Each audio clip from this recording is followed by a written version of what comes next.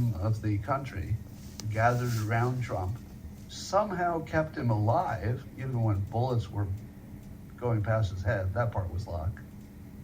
But between the Musks and the Viveks and the J.D. Vances and the everybody else, I don't have to name all the names, the RFK Jr., et cetera, Tulsi Gabbard, you know the names. But you saw the most credible people in your online world, one by one, all turned to Trump. And I believe that we all have a common thought, which is that, and I hate it when people say this. I almost feel like I shouldn't, but I'm going to say it. But I'm going to be disgusted by myself when I say it. So if that helps. Yes, Trump might have some flaws. Stop it. Stop it. All right, I hate myself for saying that. It's the NBC thing to say. Oh, he's got some flaws. I don't like every single thing that he does. So I hate it. I hate it when people, line up their compliment by saying he's got flaws. Can we just stipulate? How about we just stipulate nobody's perfect? And just get past that. All right. That being said, I believe that the people who decided to throw it all in with him and really risk everything to get this done, I believe that we thought it needed to be done. And I think that's what binds the people who kind of belatedly came to Trump. It wasn't about Trump. It's not about Trump. And it's not about us. It's about the country. And this is real. This is real love for country that you saw spontaneously, suppressed for so long, but it couldn't be stopped.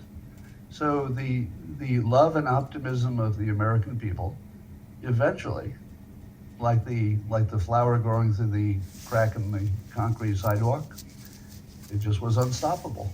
There wasn't any way to stop it. And so I do believe that although Trump is the best persuader, most consequential leader of our time, that you still needed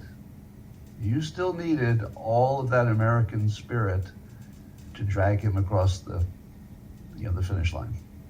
And we did. So what I like about it is that it was the cleanest incentive I've ever seen.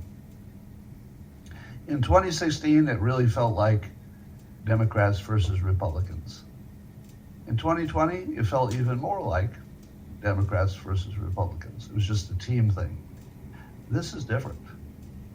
Whatever you're experiencing now is about America, and it's not about the team. Now, there's, the team elements have to come into play, of course. But this is bigger.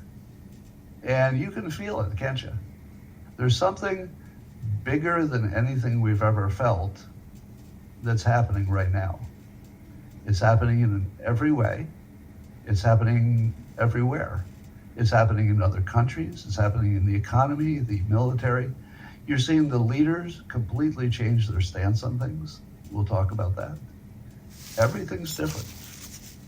And I remind you of my most weird prediction from 2015. Might have been 2016, but I think it was 15. And I told you, and nobody knew what I was talking about. In 2015, I told you that Trump would change more than politics. I said he would change reality itself. Here we are. My best prediction of all time. And I got absolutely no love for that because nobody had any idea what I was talking about. But I could see this coming from a mile away. Because of who he is and how he operates, I knew that our brains couldn't handle that and that it would just break everything. And I'll say this a million times because I just love saying it. America has one superpower that is unmatched. We can break what we have before we build the new one. Other countries can't do that. They're a little too ossified, right? But we will say, we don't care how much you loved it yesterday, right? Doesn't matter how much you loved it yesterday. If you got to do it, you got to do it. We'll change it all. We'll rip it down to the studs, rebuild it. Now, the Democrats have their slogan,